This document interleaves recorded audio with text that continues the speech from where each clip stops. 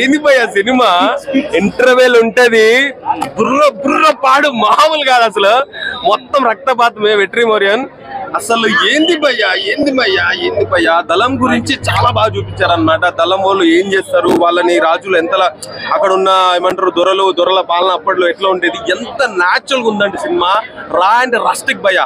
వెట్రిమోరియన్ sir కి అయితే hats off అసలు మామూలు కాదు అసలు. ఆయన టేకింగ్, ఆయన విజన్, ఎందుకు ఎన్టీఆర్ ఆయనతో సినిమా చేయాలని అన్నాడో నేను ఆ ఒక్క డైలాగ్ ఇన్స్టాగ్రామ్ లో రీల్ చూసి వచ్చా భయ్యా. విడుదల 1 కంటే 2 ఇంకో లెవెల్ అన్నమాట, మామూలు కాదు. మైండ్ ప్యాక్ అయిపోయింది అసలు. విజయ్ సేతుపతి అయితే ఇంకా ఇచ్చి పడేశాడు అనమాట. విజయ్ సేతుపతికి అయితే హ్యాట్స్ ఆఫ్ భయ్యా. టాప్ మోస్ట్ యాక్టర్ అనమాట అసలు. ఆయనకి జాతీయ నేషనల్ అవార్డు ఆయనకి రావాలి విజయ్ సేతుపతికి, అంత గొప్ప యాక్టర్ అనమాట.